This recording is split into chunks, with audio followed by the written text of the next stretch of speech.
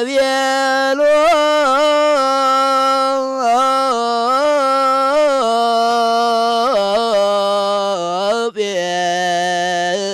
ጴጥሮስ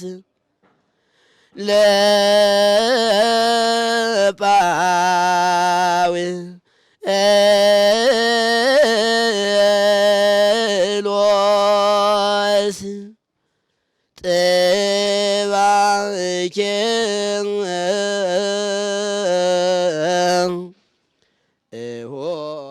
በስመ አብ ወወልድ ወመንፈስ ቅዱስ አሐዱ አምላክ። በመላው ዓለም የምትኖሩ የእግዚአብሔር ቤተሰቦች ሁላችሁም በያላችሁበት ጽንፈ ምድር እንደምን አላችሁ? እንደምን ከረማችሁ?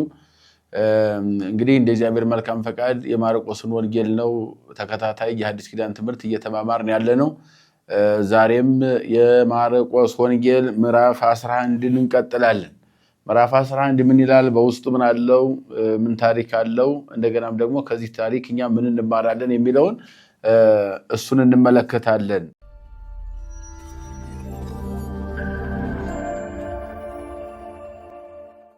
እንግዲህ ወደ ኢየሩሳሌም በአህያ ውርንጫ ተጭኖ ጌታችን አምላካችን መድኃኒታችን ኢየሱስ ክርስቶስ መግባቱን ያው ወይም በተለመደው መሰረት በዓለ ሆሳዕናን ስናከብር የምንተገብረው ስርዓታዊና ማለትም ቀኖናዊ፣ ዶግማዊ፣ ትውፊታዊ የሆነ የወንጌል ክፍል ነው። ሶስቱንም ነገር አስተባብሮ የሚተነትን የሚተረጉም ነው።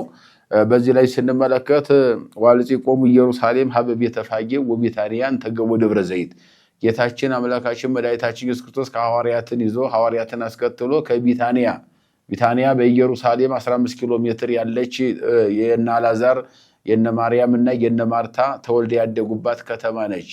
እንደገናም ከዚያ ወደ ኢየሩሳሌም በሚመጡበት ጊዜ ገቦ ደብረ ዘይት ማለትም አቀበ ደብረ ዘይት ይላል። በደብረ ዘይት አቀበት ቁልቁለት ወይም ገቦ ደብረ ዘይት በደብረ ዘይት አጠገብ፣ ጥቃ ደብረ ዘይት አጠገብ ወገብ ብሎ ይተረጉማል። በዝሮ ደብረ ዘይት ተራራ በኢየሩሳሌም በምስራቅ በኩል ያለው ግዙፍ ተራራ ጌታችን አምላካችን መድኃኒታችን ኢየሱስ ክርስቶስ በአዲስ ኪዳን ትምህርቱ ላይ እጅግ አጉልቶ የሚያሳየው፣ በአንጻሩም ደግሞ 33 ዓመት ከ3 ወር ሲኖር በአብዛኛውን ጊዜ ያሳለፈበት፣ በተለይ 3 ዓመት ከ6 ወር መዓልተ ይሜሄር በምኩራብ ወሌሊተ ይበይት ውስተ ደብረ ዘይት ተብሎ እንደተነገረው ቀን ቀን በከተማ በምኩራብ በየአካባቢው በየሰፈሩ እያስተማረ ማታ ማታ በደብረ ዘይት ተራራ በኤሊዮን ዋሻ ያድራል ተብሎ የተነገረለት በደብረ ዘይት ተራራ አጠገብ በቢታንያ ከቢታንያ በአህያ ውርንጫ ላይ ወደ ኢየሩሳሌም መምጣቱን ጌታችን ኢየሱስ ክርስቶስ ከመጣ በኋላ በአህያ ውርንጫ እንዲጫን መልእክት ልኮ ውርንጫ እንዲያመጡለት ሐዋርያት መላኩን ነግረናል። እንዲህ በማለት ይገልጻል። ቤተፋጌ ማለትም የተመሳቀለ ጎዳና፣ 4 ማዕዘን ያለው በምስራቅ በምዕራብ በሰሜን በደቡብ የተመሳቀለ ጎዳና ቤተፋጌ ማለት ነው። ሌላው ፋጌ የሚሉት ደግሞ በሌላም ትርጓሜ አለው። ፋጌ ማለት ያው እጁ የተቆራረጠ የነበረ ሰው በዚህ አካባቢ ቤት ሰርቶ ይኖር ነበርና ቤተፋጌ ማለት የዚያ እጁ ተቆርጦ የነበረ ሰው የዚያ ሰፈር ያ የኖርበት የነበረ ያ ቤት ይሰራበት ማለትም ነው ብለው ሊቃውንት አባቶች ተረጉማሉ። ግን በአብዛኛው የተመሳቀለ ጎዳና ምስራቁን ምስራቁን ሰሜኑን ደቡብን የሚያገናኝ የተመስቀለኛ ጎዳና ያለበት ቦታ፣ በዚያ ቦታ ላይ ጌታችን በደረሰ ጊዜ ፈነወ ክልኤተ አርዳኢሁ 2 ተማሪዎችን ላከ። ወይቤሎሙ ሁሩ ሀገረን ተቅድሜክሙ ወደፊታችሁ ወዳለ ወደ ኢየሩሳሌም ከተማ ግቡ ብሎ 2 ተማሪዎችን መላኩን ነው። ወተረክቡ ዋላድግ ሱረ ዘይተጽኖ ሰብድ ቢሁ እስካሁን ድረስ ሰው ያልተጫነበት የአህያ ውርንጫ ታገኛላችሁ፣ እሱን ፍትው አምጡ ወሊተፈታችሁ አምጡልኝ ብሎ መላኩን ነው። እንግዲህ ይሄንን አህያ ውርንጫ ጌታችን እዚያ በአህያ ውርንጫ ሊጫን ነው። ወለመወዘ ይበለኩም ምን ተተገብሩ በሉ እግዚኡ ይፈቅዶ፣ አህያውን ስትፈቱ አህያዬን ለምን ትፈታላችሁ የሚል ጌታው ካላችሁ ጌታው ይፈልገዋል በሉ። ወሶቢያ ይፈኖክሙ እዚህ ያን ጊዜ ይተዋቸዋል ይልኳቸዋል። ወሆር ወረከቡ ዋለ ሱረ የታሰረ አህያ አገኙ። ሂደው ሀባ አንቀጽ ውስተ ቢፍኖት በመንገድ ዳር አገኙት። ወፈቱት ወይቤልዎሙ ለይቀውሙ ህየ ምን ተተገብሩ ዘተፈተው ዋለ አህያውን ለምን ትፈታላችሁ አሏቸው። ወይቤሎሙ በከማዘዞሙ ኢየሱስ ወሃደግዎም ጌታችን እንዳዘዛቸው ጌታው ይሻዋል አሉ። እነሱም ተዋቸው። ወሰድዎ ለዋል ሀበግዚ ኢየሱስ ወርሃኑ ላይሌሁ አልባሲሆም በአህያው ላይ ልብሳቸውን ጭነው ወደ ኢየሱስ ክርስቶስ ወሰዱት። ዋጻንዎ ጌታችንም ጫኑት። ወብዙሃን ለነጸፉ ቆጽለ መቲሮም ወመጻው ወቦል ለነጸፉ ውስተ አልባሱ ውስተ ፍኖት ልብሳቸውን በአህያው ላይ ጫኑ። ከዚያ በኋላ ቅጠል እየቆረጡ በየመንገዱ እያነጠፉ ይብሉ ሆሳዕና በአርያም በብሩክ ዘይመጽእ በስመ እግዚአብሔር በእግዚአብሔር ስም የሚመጣ የሰማይ መድኃኒት እያሉ ብሩክ እንተ ትመጽእ መንግስት በስመ እግዚአብሔር በእግዚአብሔር ስም የምትመጣ የእግዚአብሔር የአባታችን የዳዊት መንግስት ሆሳዕና በአርያም እያሉ ማመስገናቸውና ጌታችን ኢየሱስ ክርስቶስም ከኢየሩሳሌም ቢታንያ 12ቱ ሐዋርያትን በአህያ ተጭኖ እነሱ ጋር ሆኖ መሄዱን ይነግረናል። እንግዲህ በዚህ ላይ ያው ሰፊ ትርጓሜ ያለው በርግጥ በትርጓሜ ሊቃውንት አንደኛ በአህያ መጫኑ ዘመነ ሰላም መሆኑን ማስረዳት ነው ብለውታል። በብሉይ ኪዳን የነበሩ ነቢያት ነገስታት በአህያ ተጭነው ካባ ላንቃ ለብሰው ዘውድ ደፍተው መነሳነሱን ጭራ በእጃቸው ይዘው በአህያ ተጭነው በአደባባይ ይታያሉ ነቢያትና ነገስት በብሉይ ኪዳን። ያ ማለት የሰላም ዘመን ነው ሲሉ ነው። ይሄ የጦርነት የስደት ያለመግባባት ዘመን ሲሆን ደግሞ በሰረገላ በፈረስ ተጭነው ይታያሉ። ዘገር ነጥቀው ጦር ተሸክመው ይታያሉ። ያ ማለት የጦርነት የመከራ የስደት ዘመን ነው ሲሉ ያለመግባባት ዘመን ነው ሲሉ ነው። በአህያ መጫኑ ጌታችን ኢየሱስ ክርስቶስ ዘመኑ ዘመነ ሰላም ነው እኔ ሰላማችሁ መጥቻለሁ ሲል በአህያ ተጭኖ መታየቱን ነው ብለው በአህያ ላይ መጫኑን በዚህ መንገድ ይተረጉሙታል ሊቃውንቱ። በአህያው ላይ ደግሞ ምንጣፍ ማንጠፋቸው የማትቆረቁር ሕገ ወንጌልን ሰራህልን ሲሉ ነው ብለው ይተረጉማሉ። በምድር ላይ እያነጠፉ ልብሳቸውን እየጎዘጎዙ ለአህያውን ጭምር ማንጠፋቸው እንኳን አንተ ለተጫንክበት ለአህያው አይደለም ቀርቶ እንኳን ላንተ አይደለም ቀርቶ ለተጫንክበት ለአህያውን ምንጣፍ ይገባዋል ክብር ይገባዋል ሲሉ ያንን ማንጠፋቸውን በዝርዝር ይነግረናል ማለት ነው። እዚያ ይቀጥልና ያለው ወደፊታችሁ ሂዱ የታሰረ አህያ ታገኛላችሁ ፈታችሁ አምጡልኝ ማለቱ ዓለም ከማይሰራ ኃጢአት የሚፈታበት ጊዜ መድረሱን ነው። አህያው የዓለም ምሳሌ ነው። ሐዋርያት ፈታችሁ አምጡ የተባሉ ዓለምን ከማይሰራ ኃጢአት እየፈቱ ስልጣን ተሰጥቷቸው ወደ እግዚአብሔር የሚያመጡ የሚያቀርቡ መሆናቸውን መግለጽ ነው። ሌላው ደግሞ ጌታው ለምን ትፈታላችሁ ካላችሁ ጌታው ይሻዋል በሉ አለ። ምክንያቱም ሁለት ነገር ያስቀምጣሉ ሊቃውንት። አንደኛ ሰርቆ ሰውየው አስሮ ስለነበረ ጌታው ይፈልገዋል ሲሉ ዝም ነው ያለው። እውነትም መልስ አልሰጠም። የእርሱ እንዳልሆነ መጽሐፍ ቅዱስም መልስ ሰጥ አይልም።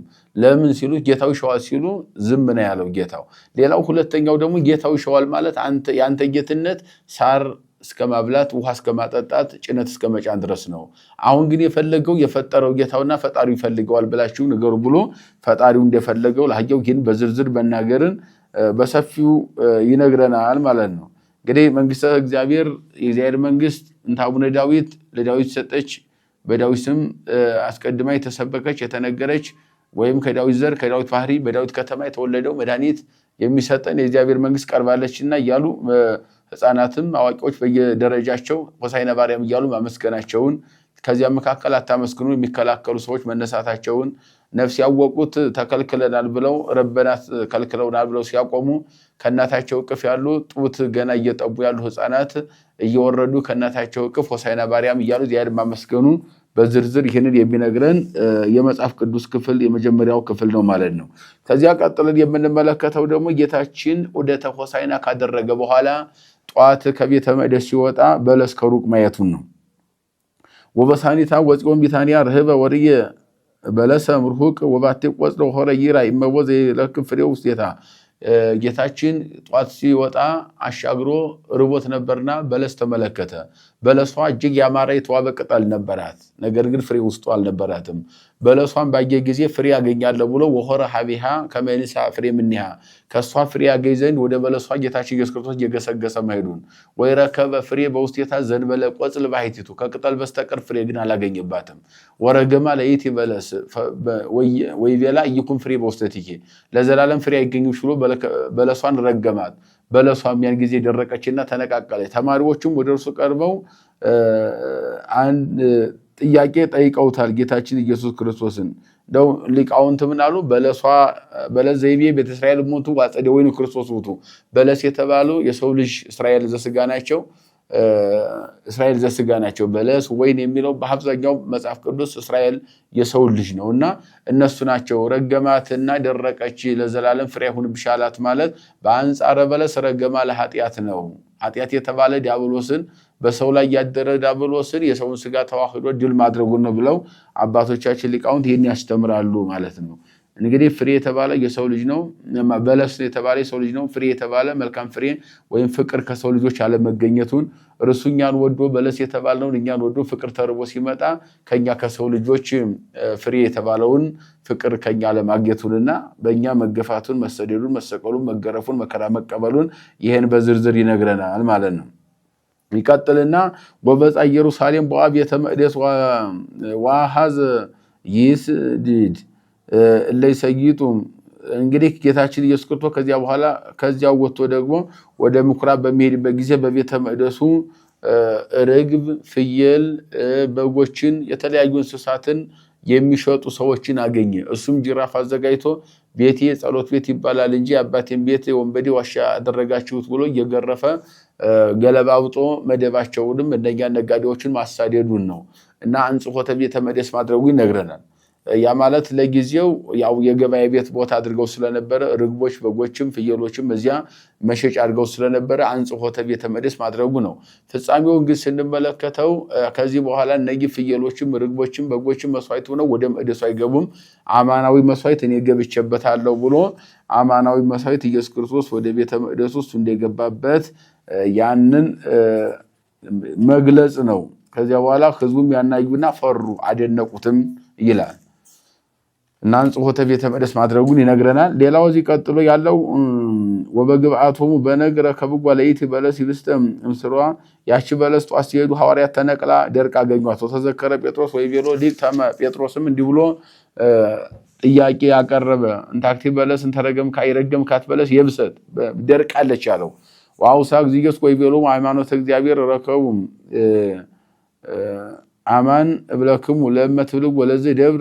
እምነት ያላችሁ ወይም እምነት ካላችሁ ይህንን ተራራ ከዚህ ተነስተው ወደዚያ ሄድ ብትሉት ይሄዳል። ሾላውንም ከዚህ ተነቅለው ወደዚያ ሄድ ብትሉት ይሆናል። በእምነታችሁ ሁሉንም ማድረግ ትችላላችሁ ብሎ ጌታችን ኢየሱስ ክርስቶስ ያደረገውን ተአምርና ድንቅ ስራ ከዚያም በላይ በሱ የሚያምኑ ሰዎች በእምነታቸው ማድረግ እንደሚችሉ የእምነትን ኃያልነትና ገናናነት የእምነትን ሁሉም ማድረግ አቅም የሚገልጾ ለሐዋርያት ማስተማሩን ይነግረናል ማለት ነው። ሌላው ያው የጓደኛን አበሳ ይቅር ማለት ይነግረናል። ወሶበሂ ተጸልዩ ህድጉ አበሳ ለቢጽክሙ። በምትጸልዩበት ጊዜ የጓደኛችሁን በደል ይቅር በሉ ብሎ ያው የበደሉንን ይቅር ማለት እንዳለብን የበደሉንን ብቻ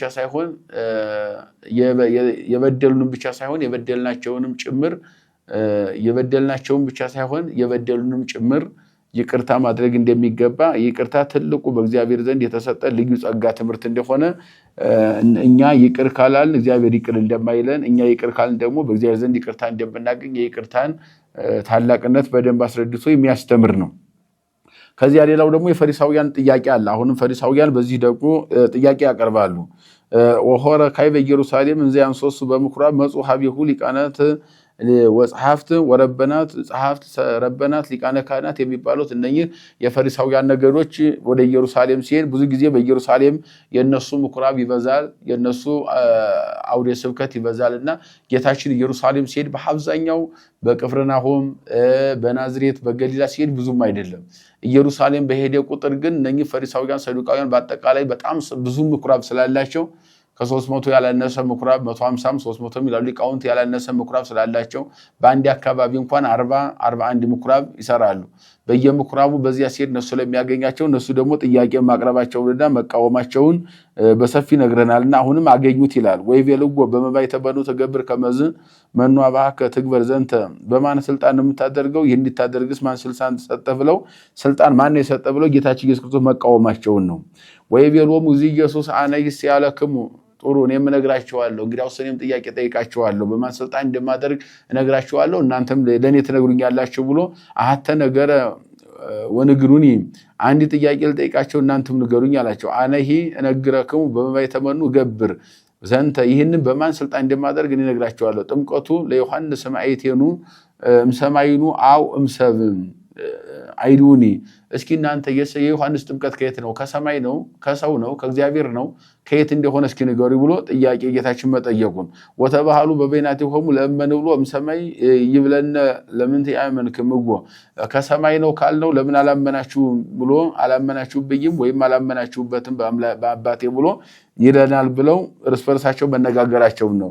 ወለእመኒ ንብሎ እምሰብ ንፈርሆሙ ለሕዝብ እስመ ኩሎሙ ከመ ነቢይ ይሬእይዎ ለዮሐንስ ሁሉም እንደ ነቢይ ያዩታልና ከሰው ብንል ደግሞ በዮሐንስን እንፈራለን ብለው ሰዎቹ መጨነቃቸውን ነው። ወተሰጠውዎ ለእግዚእ ኢየሱስ ወይቤልዎ ይንአምር እነሱም ለኢየሱስ ክርስቶስ መልስ ምንም አናውቅም ብለው መልስ ሰጡት። ወአውሳ እግዚእ ኢየሱስ ወይቤሎም አነኒ ይነግረክሙ በማይ ተመኑ ገብር ከመዝ እንግዲያውስ እኔ በማን ስልጣን ይህን እንደማደርግ ለእናንተ አልነግራችሁም ብሎ በተንኮል መተው ስለነበረ ስለ ተንኮላቸው ጥያቄ አቅርቦላቸው በራሳቸው ጥያቄ አፍረው እንዲመለሱ አድርጎ ጌታችን አምላካችን መድኃኒታችን ኢየሱስ ክርስቶስን መልስ መስጠቱን ነው።